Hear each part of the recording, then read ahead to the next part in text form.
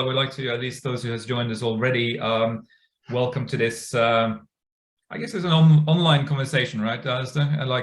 There's not a presentation. Hopefully, will be a conversation titled "William Kentridge, a South African artist in the global gaze." And I think I'm joined by Dr. Alastair Meredith of Strauss Auction House. I'm Anders Petterson, the founder and managing director of ArtTactic.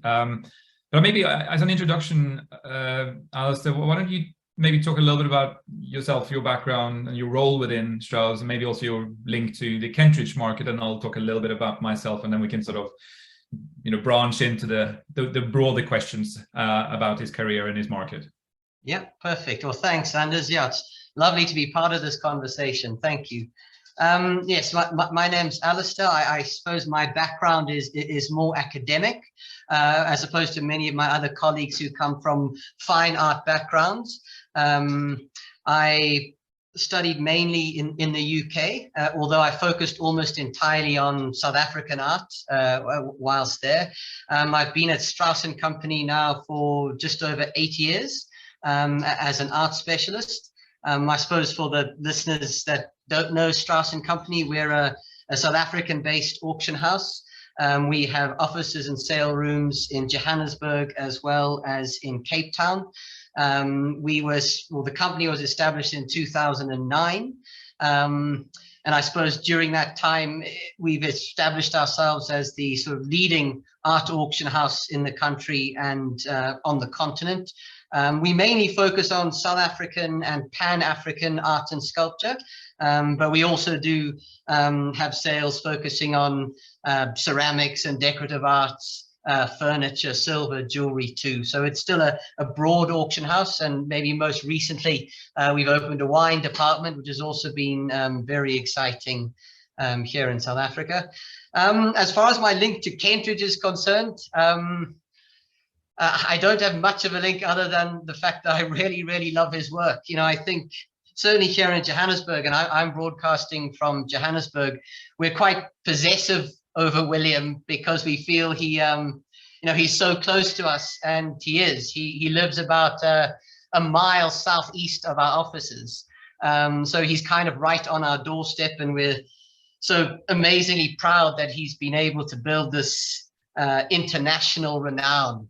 So that's my little link. I suppose more recently I was lucky enough to go to the Kentridge show at the Royal Academy in London, which was absolutely fantastic.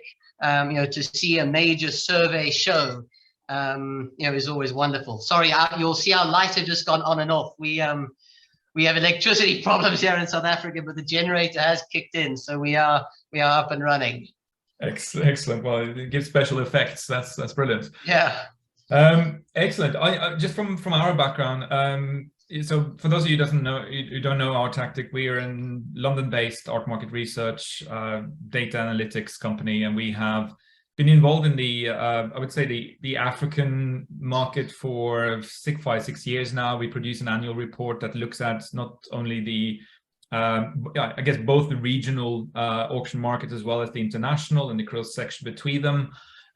We just launched a William Kentridge report in September that with Alastair and I will talk a little bit about towards the end of the conversation today.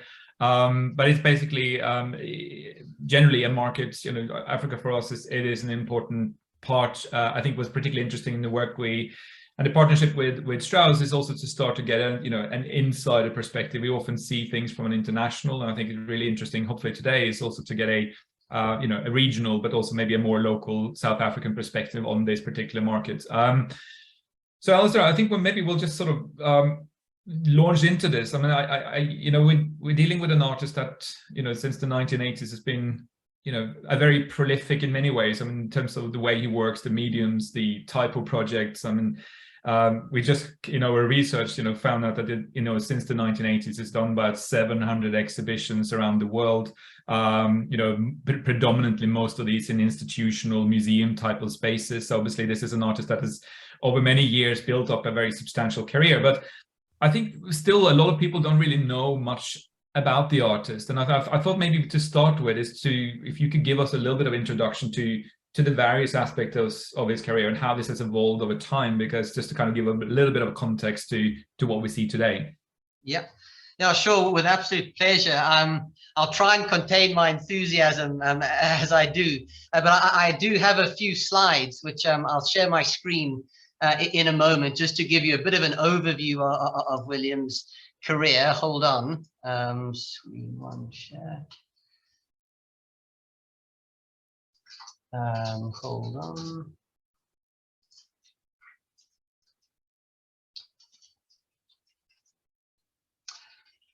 Okay. Oh, that's the wrong screen. Just give me a second.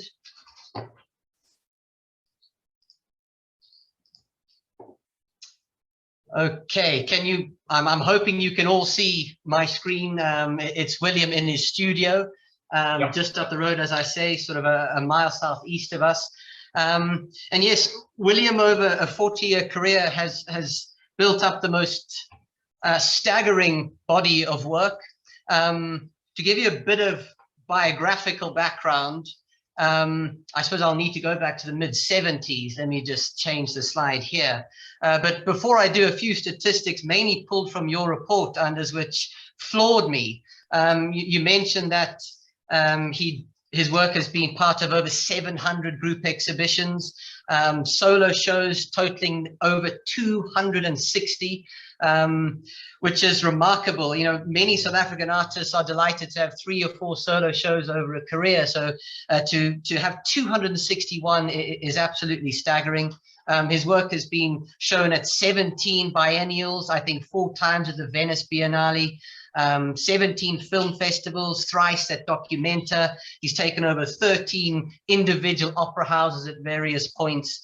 And that kind of sort of international momentum for a South African artist is frankly unheard of. If I think about his literature and the huge number of books that his work has spawned, I think it's well over 110 individual titles, which again is quite remarkable. These are just a few of them, starting from the late 1970s. Those of you that know very little about his biography, William was born in Johannesburg in 1955. He attends the University of the Witwatersrand in the mid-1970s. He starts off in the fine art department and quickly changes to political science and African studies. But during this time, he is almost entirely focused on the theater. And in the late 1970s, he is very involved in the nunnery theater at the Wits University, putting on plays, designing sets, costumes, working through dialogue, choreography, and of course, as I'm showing you here, posters, which now are increasingly rare, although they do pop up occasionally on auction. In 1979, William has his first solo exhibition, and that's at the Market Theatre, which again is just up the road from us here in Houghton. The work he showed there was mainly printmaking and monotypes, his so-called PIT series, like the work I'm showing you here on the right that was recently acquired by an American institution. You know, these are works that play to his obvious interest in the theatre at the time, but I think are very different to what a lot of Kentridge enthusiasts would expect to see, a very different kind of aesthetic that we know now. In 1980, 1981, he was working on a remarkable series called The Domestic Scenes. These very small scale etchings like the few I'm showing you here, where he is, I suppose, gently satirizing the white South African bourgeoisie, sort of very overweight women sort of pushing trolleys, being terrified by cats, things like that, sort of warthogs with their sort of bums up towards naked figures. As I say, gently lampooning the South African white society specifically.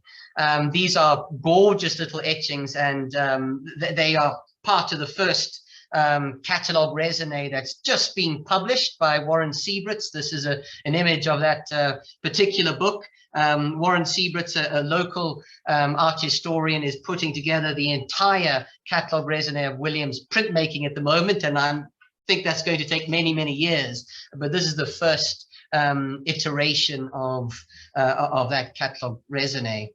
In 1981, William goes to Paris, and he actually studies mime in Paris.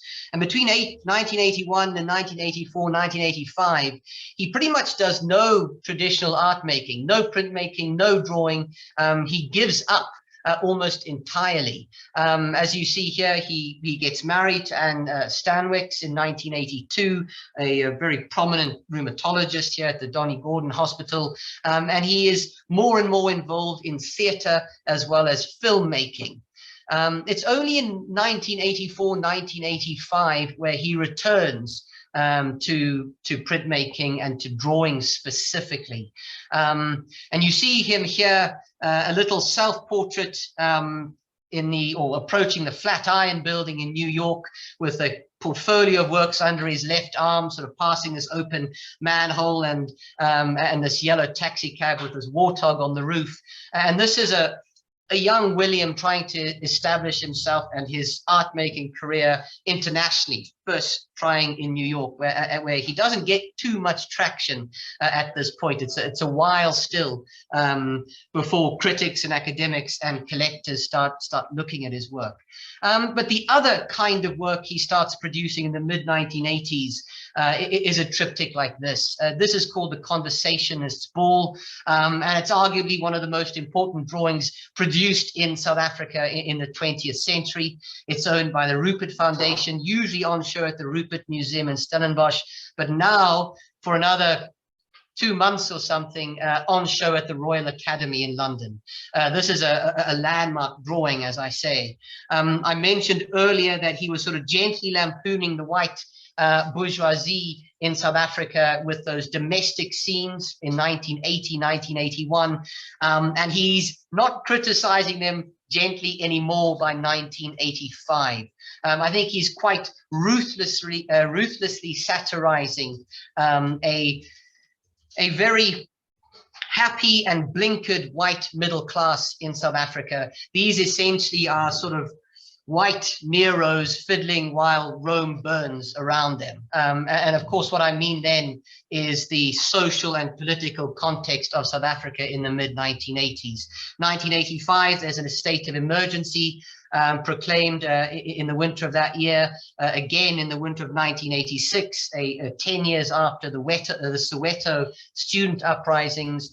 There is enormous social unrest and injustice in South Africa, and very specifically here on the Highveld in Johannesburg. And William is very much a part of that, and he is an enormous critic of what is going on.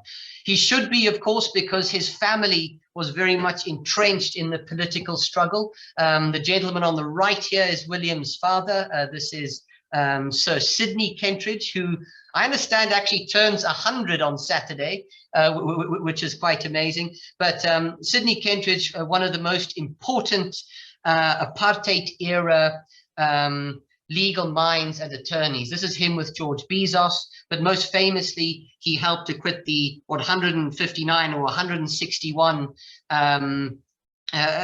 accused at the treason trial between 1958 and 1961. I think he's the only attorney to have defended 3 Nobel Peace Prize winners, including Nelson Mandela and Desmond Tutu and Albert Luthuli.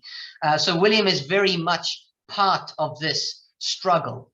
I would also say that despite him being so hyper aware of it and so critical of it, he was in quite an awkward position because he was also part of the sort of more sheltered white society that benefited from apartheid and the very society he was critiquing. So a very strange position in which to be. But this is another kind of work that he was producing during this context. You'll see this burning tire above this warthog. There's a hell of a lot going on here, but the tire referencing this horrific form of punishment called necklacing, which was going on in Johannesburg at the time, where traitors would be sort of covered in these tires and let alight. You'll see wild animals, particularly ugly wild animals, scavengers, hyenas, warthogs, appearing readily in these works from the 1980s, and they, I think, are symbols of authoritative figures, whether they be politicians or the police state. He's not obviously working in isolation. There are other artists working alongside him, also fighting these ideas of censorship and police brutality and decadence and violence. Artists like Jane Alexander, I'm showing you her Butcher Boy is here, as well as Penny Siopis. This is one of her famous still life paintings from the late 1980s. William was also producing works like this. On the left, a work called Responsible Hedonism, and the work on the right, a very famous drawing and then etching called Casper's Full of Love, where he's essentially taking a bird's eye view of these decapitated heads, these figures from the struggle, being collected and rolling around these Caspers, which were massive armored vehicles controlling the population in Johannesburg and in Pretoria at the time. These are enormously hard-hitting works being produced by a relatively young artist in the mid to late 1980s. In 1989, William essentially presents his first famous animated film, which is a work called Johannesburg's Second Greatest City After Paris, where he introduces this horrendous figure, this rapacious industrialist called Soho Eckstein. And Soho Eckstein really symbolizes everything that is bad, particularly in Johannesburg, this gluttonous industrialist wiping out some elements of the city, using it for his own gain. He also introduces I suppose, the counterpoint to Soho Eckstein, a man called Felix Teitelbaum, who is the poet, the lover, usually portrayed in the nude like this. As I say, the counterpoint to Soho Eckstein. These are the characters that would reappear all the way through William's career, all the way into his most recent film in 2020 called City Deep. In 1990, he produces another landmark film called Monument. 91, a work called Mine. I'm showing you an image here from Mine, where William produces this incredible visual metaphor of this fat Soho Eckstein propped up in bed with these pillows all around him, having been brought his morning coffee. And as he plunges the coffee plunger, it sort of starts spiraling downwards through the blanket, all the way through into the subterranean world of Johannesburg, all the way past these murdered bodies, all the way down to the rich gold vein on which Johannesburg is built. An amazing metaphor he's able to create. I'll skip through some of these images, but these are images from some of the other important films from the time. This one's called Sobriety, Obesity, and Growing Old.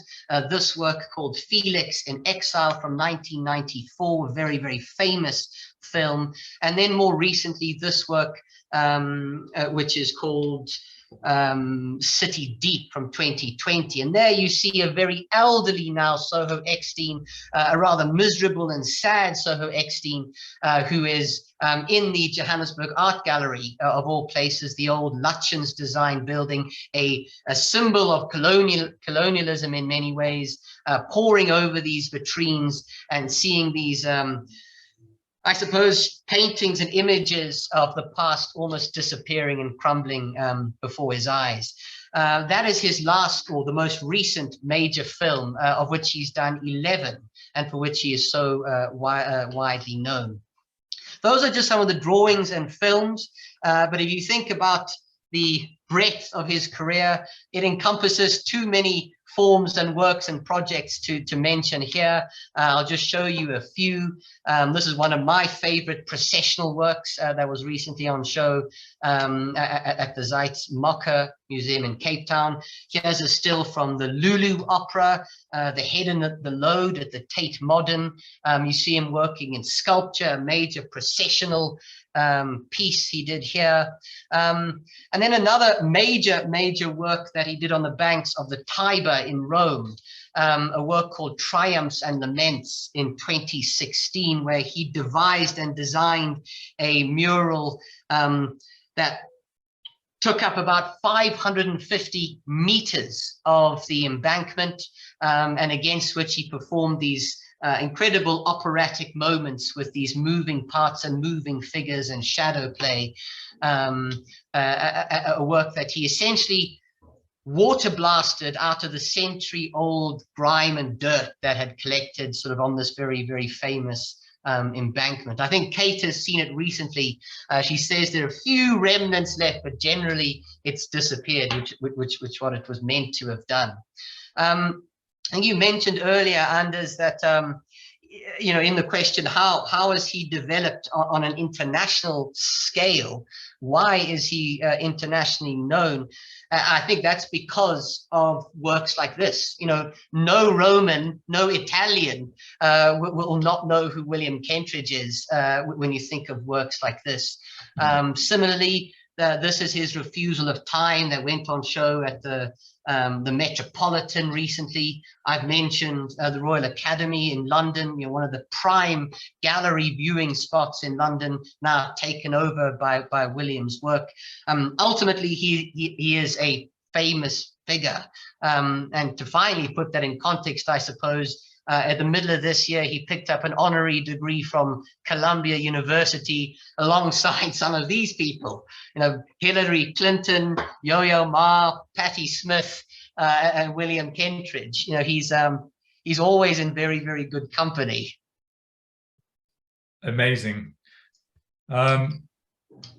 Alastair, that was a fantastic, fantastic introduction to such, as we've talked about, such an incredible, diverse and long career. I think you're just getting that visual aspect and see how his work has moved from the 1980s. You know, he's very politically charged work, but still obviously had that undertone in today's work. I just wanted to kind of maybe talk a little bit about as from a collecting perspective. So now we have seen a kind of the breadth, I guess, of both in terms of mediums and works, from drawings to animations, etc. But how would you, if you were thinking from someone who's entering this market for the first time, I mean, how would you classify, you know, what are the entry points? You know, what is the, you know, from maybe the more affordable range all the way up, and maybe attach some kind of sense of importance to within these segments, you know, what does one look for? You know, that's just to kind of give us a sense of a connoisseurship approach to his market. Yeah, absolutely. I mean, in terms of collecting, William offers the most incredible opportunity because you can enter the market at so many price points. So yes, you can spend $1 million on a major drawing or film or processional bronze piece. But similarly, you can buy a high edition signed poster for, certainly in South African terms, 5,000 Rand, which comes to the grand total of about $250 US, maybe $300 US. And I would say on that point, international collectors certainly have it in their favor with the ever weakening South African Rand. But the entry points can be very, very low. Of course, if you're buying a high edition poster, you can't expect something like that to appreciate enormously in value over time. You would need to be looking at slightly meatier works. But again, there's enormous range. He is a master printmaker. He has been printing, as I've said, since 1979. So he has produced an enormous body of multiples across all the years he's been working. They are different in scale and importance, and obviously in price. The smaller works typically sell for about 30 or 40,000 Rand. So you're looking at about £2,000, $2,500 US. So again, very, very modest prices. In terms of the major drawings, though, drawings from the films I showed you a little bit earlier, then yes, you're looking at the hundreds of thousands of US dollars or hundreds of thousands of pounds. In South African terms, you're starting at about 3, 4, 5 million rand, depending on the kind of work you're looking at. I think connoisseurs or very knowledgeable Kentridge buyers are always going to look at periods of his career that are maybe more weighty, more important. I showed you some of those drawings from the mid-1980s. Those kind of drawings are increasingly rare. And if a major work from that kind of period comes onto the market, as it does do occasionally, we had 2 in our May auction this year.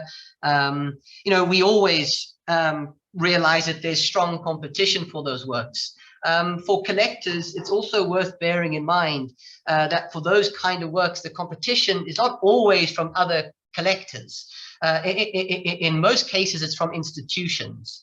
Many of the works we've certainly handled of that kind of caliber have gone to US institutions or institutions in Australia and across Europe for a number of reasons. The main reason being that Kentridge suffered from the cultural boycotts imposed on South Africa, not nearly as badly as sort of mid-century South African artists like Pierneef and Prella and Christo Coetzee and Eduardo Villa. But ultimately, there weren't many major curators and institutions that were able to look at his work and purchase his work from the 80s and early 90s. Only after 1994, with the new sort of democratic dispensation here in South Africa, were those institutions, I don't want to say allowed to look at his work, but was it more politically correct to start collecting works from South Africa? So I think a lot of institutions have realized that they have major gaps when it comes to Kentridge works in the 80s and in the 90s. I think San Francisco Museum of Modern Art, which has an incredible holding of works by William Kentridge, I'm not sure if they have any works that predate 2000. If they do, they've been acquired recently, and there can't be very many. But the majority of their works are from 2000 onwards. And yes, they have a lot of work to choose from because, of course, William is so prolific. But I think a lot of those institutions are looking at plugging those gaps and selecting works from the 80s and 90s. So I suppose if you're really looking for weighty, important, major works by William, certainly drawings, then yes, you'd be lucky to get works from those 2 decades. And where would you, where are these works now? Mostly, were these collected by private collectors within South Africa? Were they distributed in the broader African region, or did they end up in institutional hands or private hands? Where is that sort of, I guess we don't entirely know, but where would you think it is? I think, I'm always rather excited to know that there are lots of major drawings around collections here in Johannesburg and in Pretoria and maybe in Cape Town, works that were acquired from the various exhibitions in the 1980s, often from friends and supporters of William, often in the Jewish community here in South Africa, who was a major supporter of William, certainly when he was starting out his career. So those major drawings are around, and they do pop up occasionally. I'll never forget going down to Durban, in fact, to visit a lovely elderly collector in a big grand home in Durban, and I was going to do a valuation, and I was expecting, and you can never judge a book by its cover, but I was expecting sort of gentle landscapes and still lives, and I walked in through her front door, and she had this massive William Kentridge drawing from Responsible Hedonism from 1988, 1989, which is one of the most hard-hitting drawings, I think, produced in that decade. So you can never gauge where these works have got to and where they are.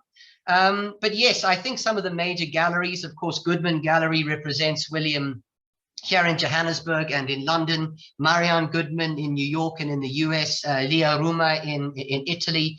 I would expect they would have occasional access to those kind of works. But yes, a good number of them are already in institutions. I expect William has his own archive, and many drawings are kept in that archive. But many of the very famous works have already been sold and are already in major institutions and major private collections around the world. Just coming back to his drawings, Alastair, you mentioned drawings from his animations or his films.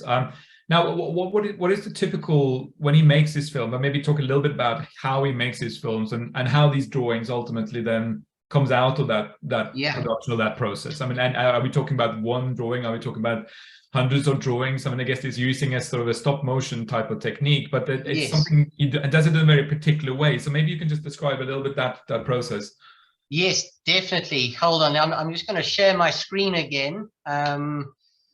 Is it working, Arisha? Can you see it? I'll see something hold white. On. Can you see it now? Yeah. So very good question, Anders. A lot of people don't quite understand how a drawing like the one I'm showing you here from a work called Stereoscope, how it relates to the final drawing hanging in a gallery or in a collection and the actual film. So what William does is he essentially sets his large sheets up on his studio wall, and he starts drawing and working with chalk typically, and then he will use a camera and photograph the progression of that drawing, and he will then walk up to the drawing, he will erase it, he will add to it, he will walk back to the camera, keep taking photographs, and he will essentially build up a stop animation film along those basic lines. Sometimes he will use a single sheet for hundreds of frames, and the work you see now on the screen, the kind of work you see hanging in a gallery, is essentially the final drawing of the life of that particular sheet.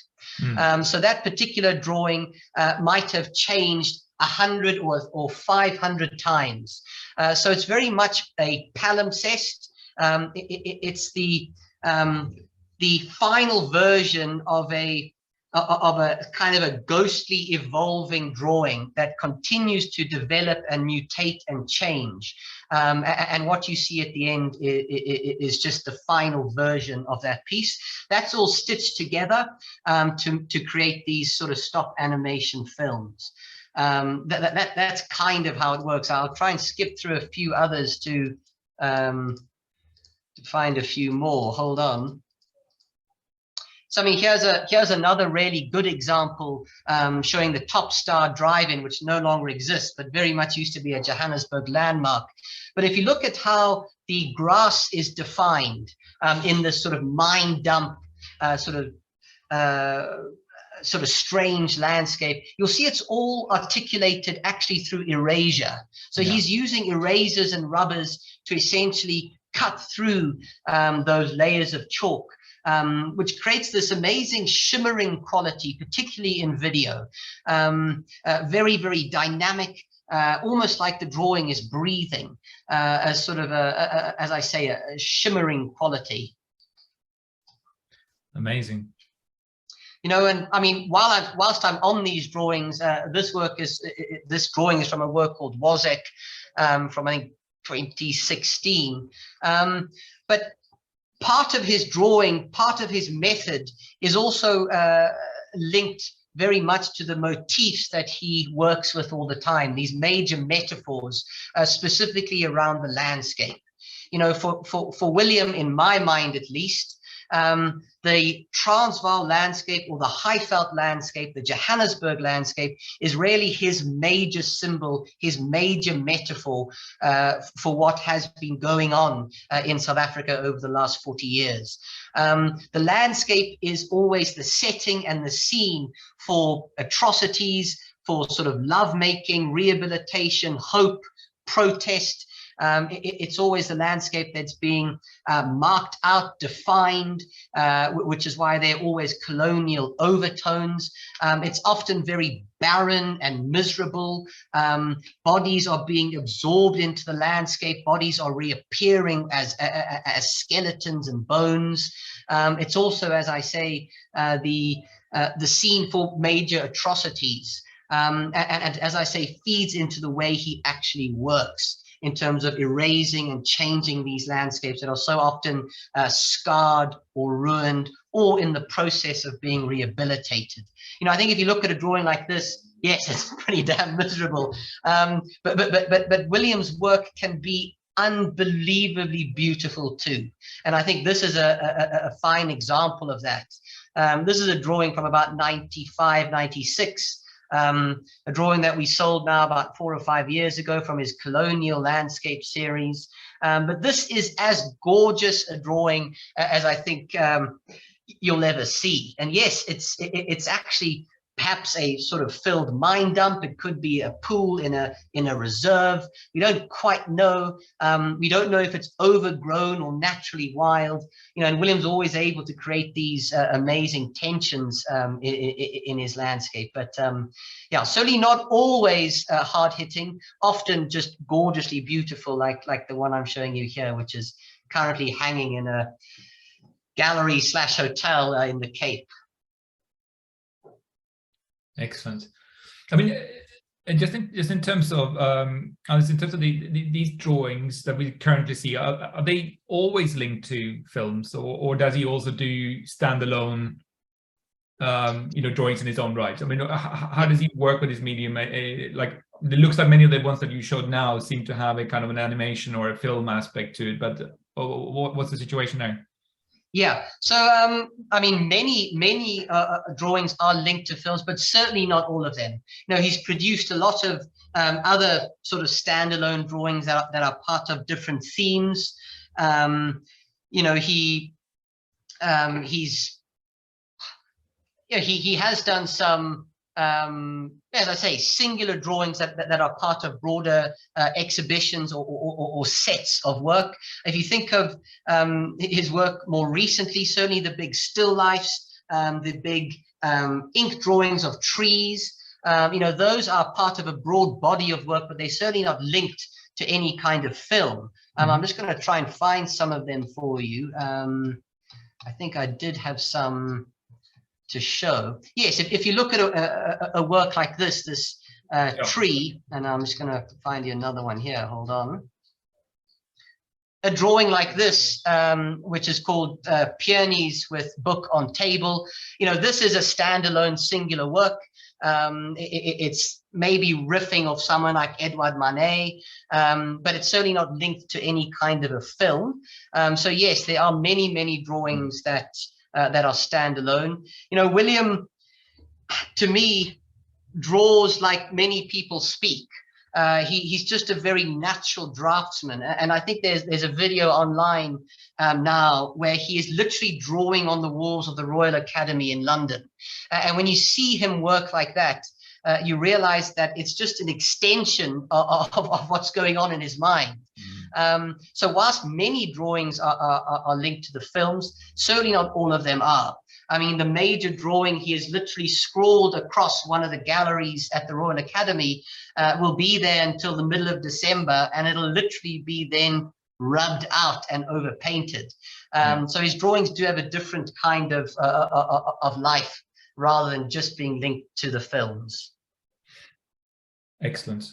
I mean, shall we move on a little bit to maybe thinking a little bit now that I think we have a great background and context to his work, to the way he works, to the different periods, as you mentioned, the early sort of mid 1980s, 1990s, and then later works. But from a little bit from a kind of collecting perspective, moving a little bit into the market aspect. I mean, we have obviously, we mentioned a little bit of the exhibitions up front, and seeing, you know, there were more than 700 exhibitions over a 40-year period, you know, an extensive international breadth in terms of biannuals and so forth.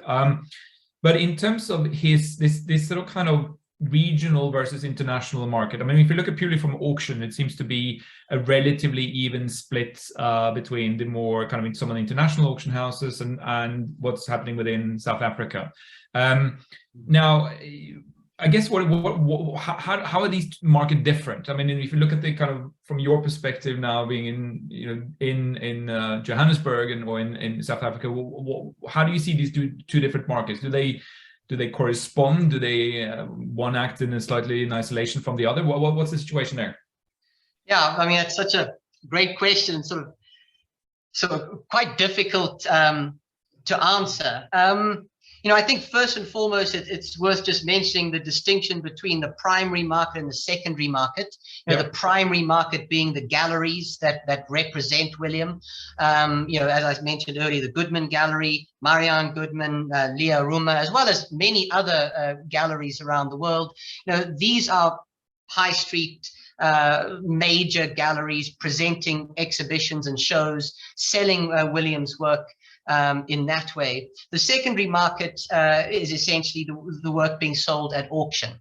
And yes, there are very few South African artists at the moment that are sold in auction rooms around the world, from San Francisco, through New York and London and Paris, all the way through Johannesburg, Cape Town, to Sydney and Tokyo.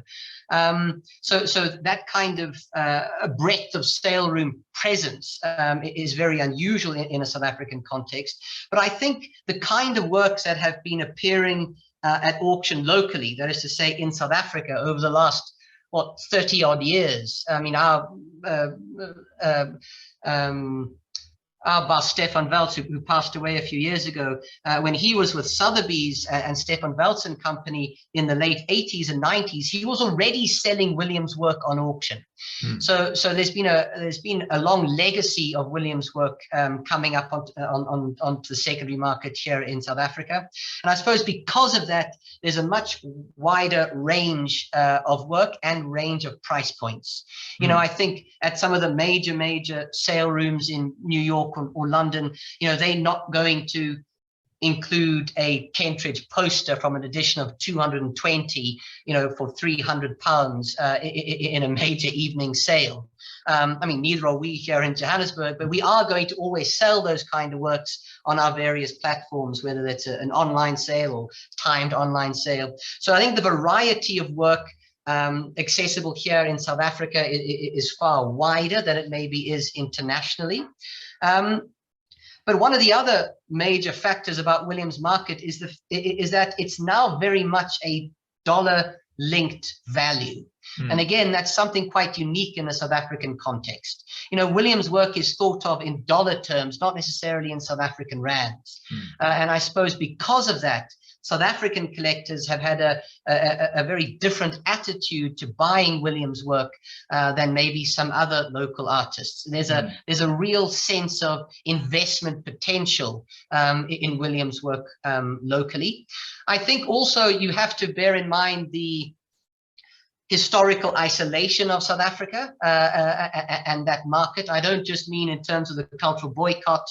I'm talking more practically. If you were a collector sitting in San Francisco in the mid 1990s and you were interested in William's work and it was coming up for auction in Johannesburg or in Cape Town, you probably wouldn't even know about it. Or by the time you heard about it, the work would have long sold. Of course, nowadays with everything going online, e-catalogs, streamed auctions, the secondary market is a tiny world compared to what it used to be. So access now for international buyers on the local scale here in South Africa is completely different. And I think that's also changed remarkably since the COVID pandemic, where you had all auction houses, whether it be Christie's, Sotheby's, Strauss, Phillips, Bonhams, all auction houses going entirely online for at least a few months. That meant that if you wanted to bid on an auction, you had to be online.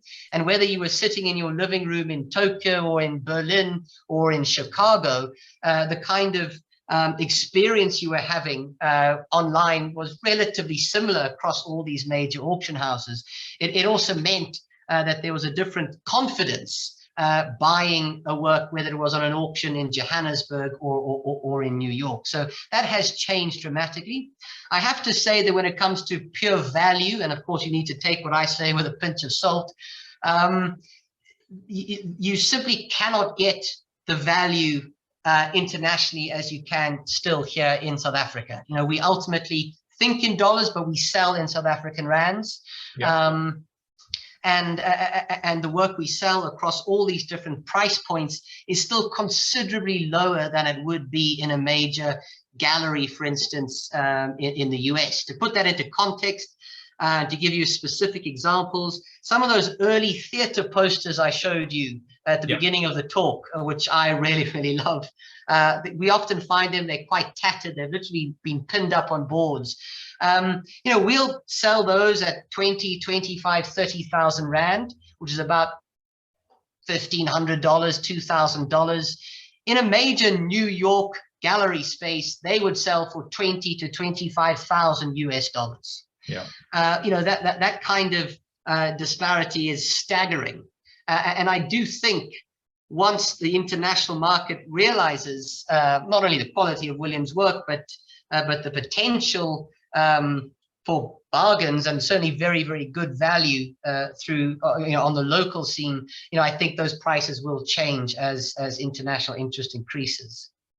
Do you see, I mean, over the last, well, during the pandemic, you mentioned the online and the digital presence, which kind of, I guess, is erasing the, you know, the borders in terms of having to travel, etc. Did Strauss and companies see a change in its collector base? I mean, well, maybe take with Kentridge, maybe specifically, you know, are there more international collectors now looking at this market, you know, seeing the opportunities that you now just articulated?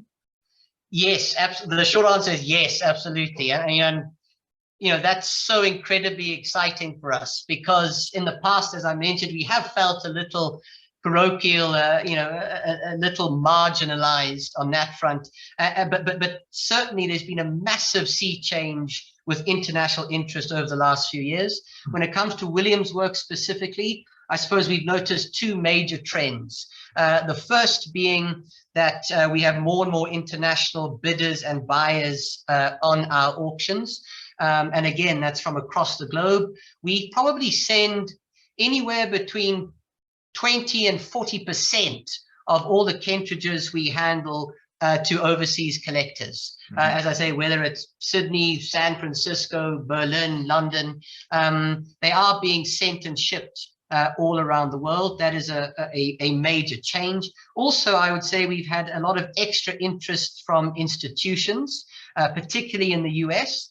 A few of the major works we sold during the pandemic went to institutions in America, which was very, very exciting for us, because that's not something that was very common going back 5 or 8 years.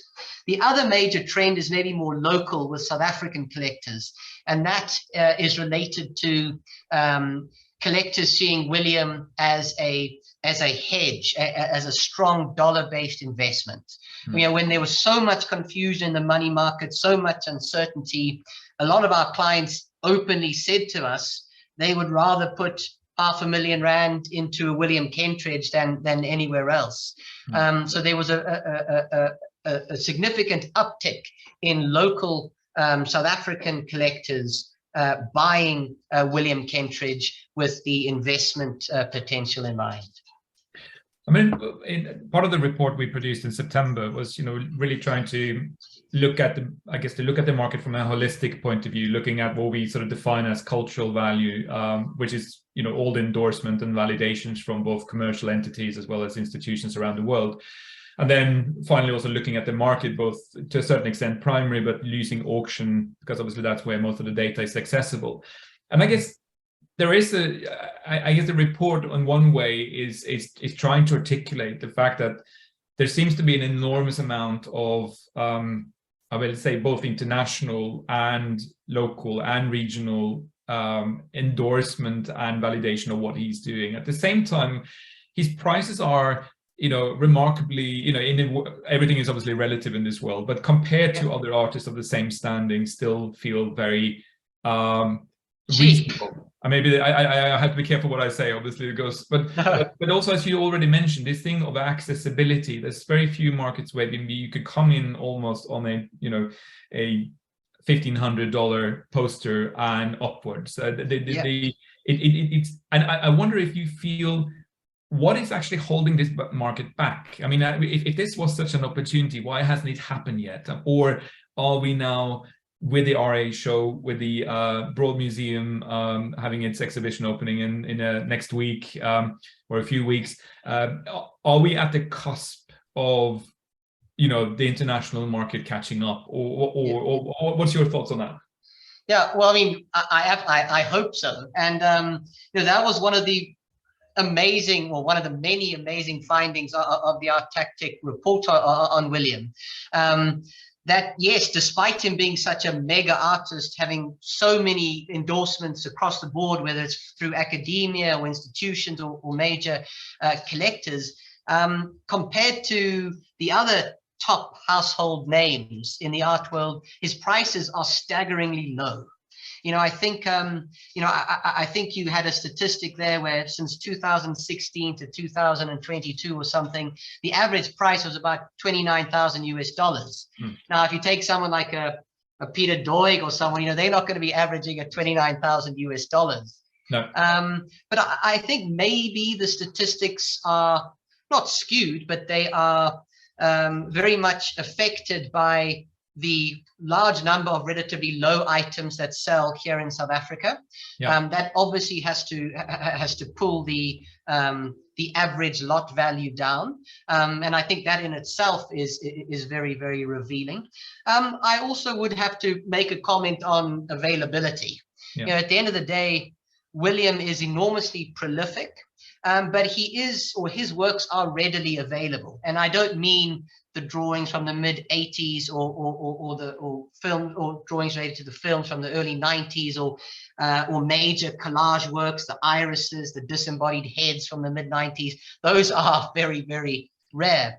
But generally, if you want a Kentridge, you can phone up 100 people and they'd give you various options. So I suppose the availability is something that is just guarding his market a little bit. I mean, if I think of Frieze and Frieze Masters in London 2 weeks ago, walking around there, you know, you could have bought a dozen different Kentridges, you know, whether they were tapestries, mosaics, steel cutouts, drawings, major wood cuts or liner cuts. You know, so I think that is a factor. Just guarding his market a little bit. I mean, again, in London, you know, the Goodman Gallery on Cork Street has a major Kentridge show on at the moment, with everything naturally for sale. So I think that does have an impact on the prices. And again, to put it into a sort of more personal context, you know, we've got an auction coming up this week. I think we have 17 Kentridges on the sale. You know, again, across all price points, from 40,000 Rand all the way up to 2.5 million Rand, 3 million Rand. But yes, there's never an issue around availability. Which I guess, as you mentioned, is maybe something that, I mean, rarity, I guess, sometimes, you know, affecting the supply, which might affect prices. At the same time, you could argue by having readily available access points, it broadens had a chance to broaden the audience, and you will get a larger collector base, and, you know, maybe in the future will help sustain this market. And I do believe that his work in general, the way he works, as you say, all the way from performative and, you know, big works in public spaces all the way down to smaller, you know, all those things, I think, you know, are very interesting facets of his career. He doesn't do maybe the kind of typical large, you know, 2 by 2 meter paintings, but there is something about his work that I think that is incredibly, you know, I think it's going to be important going forward. Definitely. I mean, you know, I think he's got many things going for him. I mean, the quality of the work and the breadth of concept is incredible, but he's also recognizable and familiar. You know, and I think that's also an important thing for an artist's market. You know, if an artist is working across so many different aesthetics, that you wouldn't ever be able to recognize one work from another. You know, William isn't like that. Whether he's working in tapestries or bronze, or performance or shadow play or light performances, puppetry, kinetic sculpture. It all feels and looks like William Kentridge. So I think that immediate recognizability helps. Also, I mean, I'll be honest, for years, local collectors have been saying to me, how on earth does the market keep growing? Because William is so prolific. He produces so many prints, so many sculptures, so many drawings. And my answer is that he has a worldwide audience. Yeah. You know, if we were just selling to South Africa, we would have been in trouble a long time ago. But, you know, William sells around the world. You know, I always try and use the example of Rome with that Triumphs and Laments work. You know, that amazing mural, half a kilometer next to Tiber. Now, I expect many Romans would love to own a Kentridge. And if they realized that it would only cost them €1,000 or €2,000, they might be inclined to buy one. And, you know, if they buy one now as a 30-year-old, you know, maybe in 30 years' time, they're buying €1 million drawing. I agree. Just as a final note, and then there might be some questions. I will check for anyone who's online and do have questions. We will hopefully have a few minutes at the end to try to answer that. But I want to try to maybe just end this conversation on maybe an aspect of his career that is not so known, at least for people outside South Africa, and that is, you know, William's work when it comes to, you know, artist philanthropy or artist as a patron. I mean, his work that is not linked to his production, but how he's actually has been integral for many, many years in terms of supporting, you know, the next generation of artists within South Africa. Can you maybe talk a little bit about that aspect of him and the output that's come out of it? Yes, well, I'm so glad you asked, because this is something that's very rarely spoken of. Can you see, am I showing my screen? Yeah. You know, William's philanthropic power in South Africa specifically is really incredible. And I don't think there'll ever be a chapter written on the Kentridge story in terms of what he has done for hundreds of young artists, established artists, printing studios, foundries. William is one of the major forces in the broad local art ecosystem. He does many of the things he does so anonymously. He is a genuine, warm-hearted philanthropist in how he supports the local art scene, as I say, whether it's through bursaries or various fundings and printmaking studios. And also part of that, I suppose, is his very real desire to collaborate. You know, he doesn't just work in isolation. He has an enormous team of robotic engineers and weavers and foundrymen and video editors. He does so much for the broader local scene. I'm showing you an image here of the Workhorse Foundry. You know, this is a bronze foundry just in downtown Johannesburg, up the road from us here. And you'll see how in a picture like this, hold on, I'll just change the slide, you know, how William is working with artisans, professionals, and broader studios. So the kind of influence he has on them is enormous. And I don't just mean in terms of aesthetic development and technical advancements, but in a real financial way. You know, he is out there supporting these foundries, casting these large-scale bronzes. Take another collaboration, his tapestries. You know, William recently produced massive, I think 6-meter tapestries for the Royal Academy show, which are quite incredible. And while I was in London, somebody asked me, does William weave all his own tapestries? And he certainly doesn't. William can't weave, but he relies on this local weaving studio called the Marguerite Stevens Studio, which has a base in Diepsloot in Johannesburg, as well as in Swaziland. And, you know, all the wool is farmed in the Eastern Cape or in the Karoo. It's sent to Swaziland, where it's spun and carded and dyed. And then this amazing group of artisans these women, both locally or in Johannesburg and in Swaziland, actually go ahead and execute William's large-scale tapestry designs. So the support William gives just on that front, in terms of that kind of artistic collaboration, is amazing. I've mentioned printing studios. Whilst William is a master printmaker, of that there is no doubt, he still works with so many local studios. On the left is Kim Berman, the director of the Artist Proof Studios here in Johannesburg. Gillian Ross with David Krut. You'll see her working with William's prints, and William kind of in the background tinkering on what's going on. Mark Atwood, I expect the best lithographic printmaker in South Africa, based on his amazing sort of off-grid, fully sustainable farm near White River. William collaborates with Mark all the time.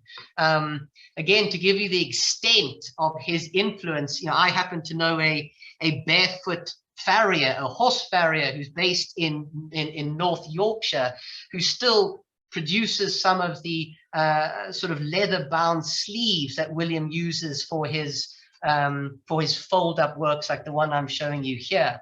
Similarly, this is Simon Atwood, who is Mark Atwood's son, a brilliant artist in his own right. But Simon Atwood happens to make chalk, not any chalk, the only chalk that William Kentridge uses. And again, that's another little example of the reach that William has. And you can, in fact, buy some of Simon Atwood's sort of homemade chalk at the Royal Academy shop right now. Amazing. Absolutely amazing. Alastair, well, thank you very much for I've just been sitting here just absorbing your passion and your knowledge about this thing, and it's been absolutely incredible. There are a few questions, and we have, I don't know, are we limited to 1 hour, or because then we've gone a little bit above, but should we take 5 minutes trying to address at least some of them? Yeah, definitely. Oh, Anders, before we take some of the questions, I mean, from our side, we'd just like to say how enormously grateful we are that ArtTactic, has produced this amazing report on William. I mean, it's taught us so much, and also it's given an amazing endorsement for the Kentridge market. It is so in depth. There hasn't been anything like it ever on a South African artist.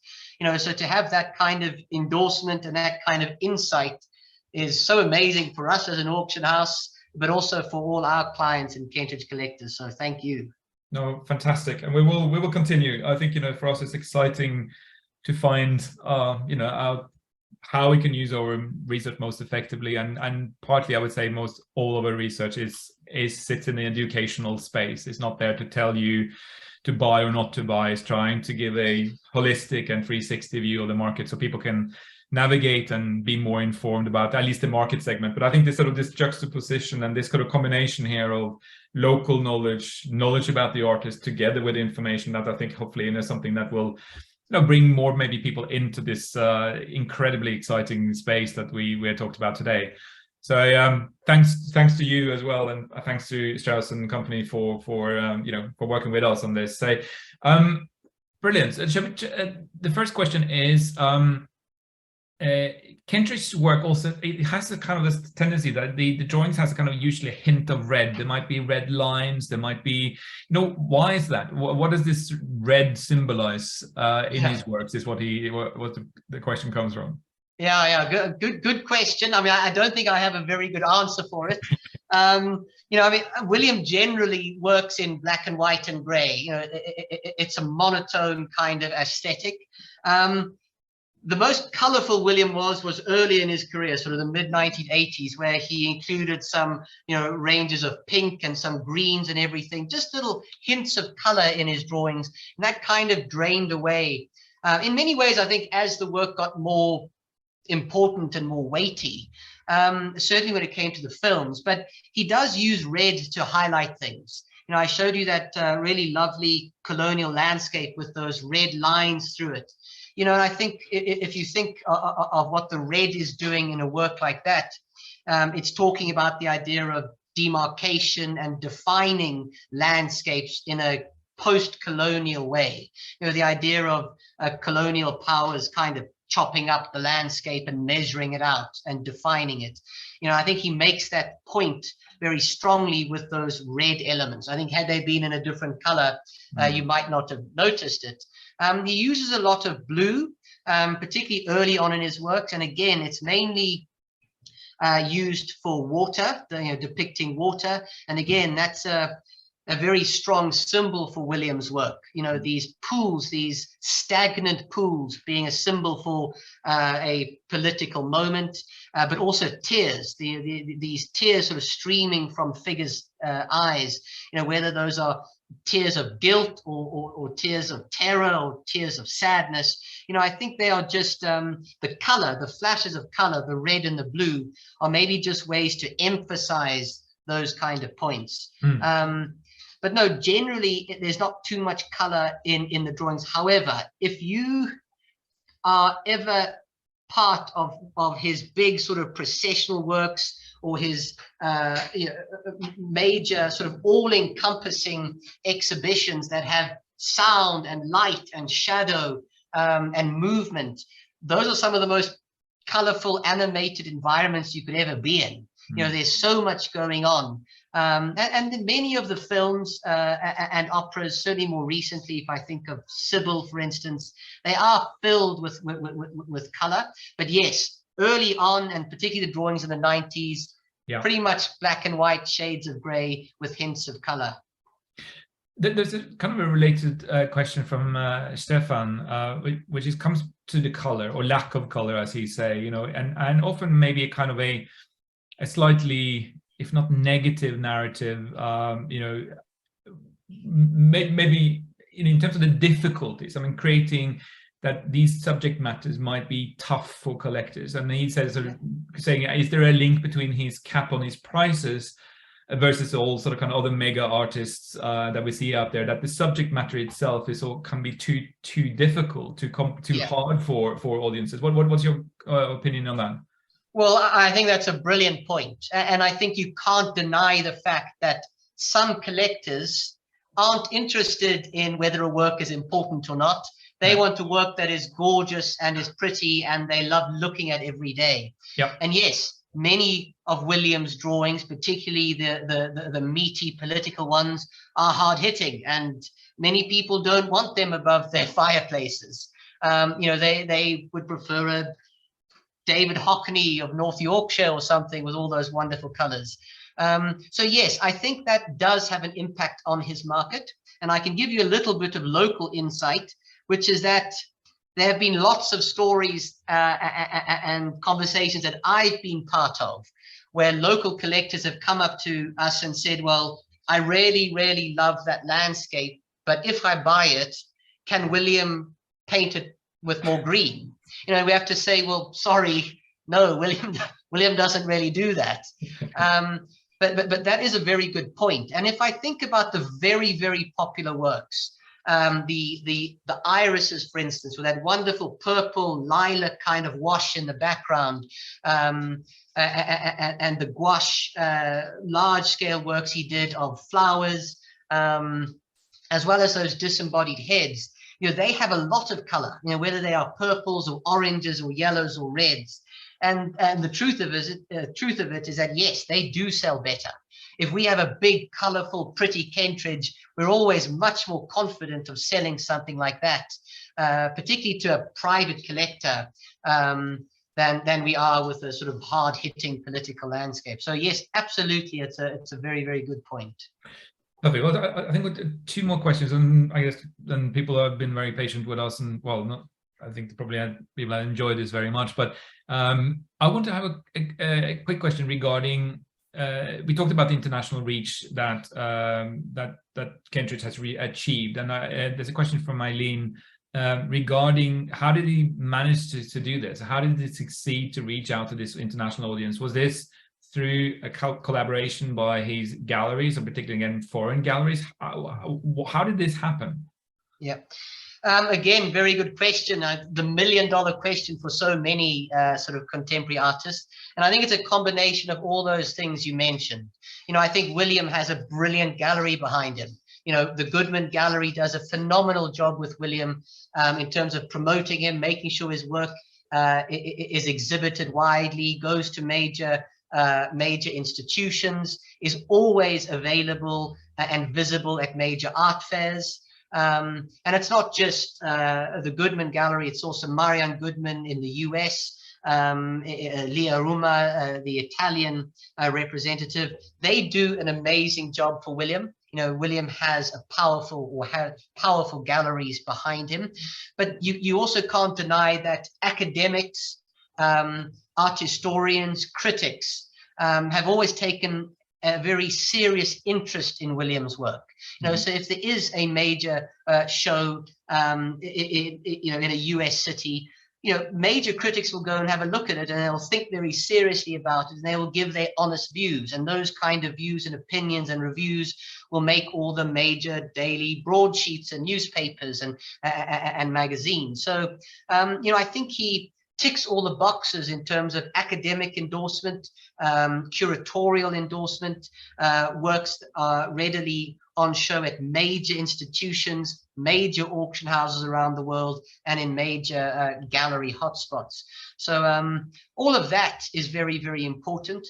You know, I think the fact that William deals with serious issues has also helped the spread of his work, you know, because academic institutions are interested in dealing with meaty concepts. Also, if you think of the relatively recent interest in colonialism and post-colonialist thought, the idea of the body, the idea of politics, the transition in political regimes, you know, these are all major themes that academics are dealing with around the world, and William is very much part of that dialogue and conversation. You know, he is dealing with those very, very hefty topics all the time. Excellent, Alastair. I think we probably will round off here. I guess if people do have questions, I guess they can reach out to you or me either through our websites. Yeah, your sale, whether you mentioned that there was a number of Kentridge works coming up. That's next week, right? Yeah, so we have 5 or 6 sales over the next week or so, starting off tomorrow night, Thursday night, and then we have major auctions next Monday, Tuesday, and Wednesday. They all stream live through our website. You can view all the catalogs, the e-catalogs, read all the catalog notes. And yes, everything is available on our website, which is straussart.co.za. And yes, we are very, as you can probably tell, I enjoy talking. So if there are any questions, people can always ring us up or email us directly. Yeah, we would love to chat about William and any other work coming up for sale. Fantastic. And from our side, for those of you who are interested in the Kentridge report, we have a special offer together with Strauss. It's 30% off the report, which you also can go onto the website. There's a coupon there that you can use. But Alastair, I would just like to thank you for your in knowledge, expertise, and incredible enthusiasm and sharing that with us. I think this has been incredible, and hope we can do similar things on other artists in the future. And I hope also the audiences that have been patient with us for the last hour and a quarter really also enjoyed this journey. Yeah, brilliant. So, thank you so much, Anders. Thank you, and thank you everybody for listening. Fantastic. Take care. Okay, have a good evening. Bye-bye. Bye-bye.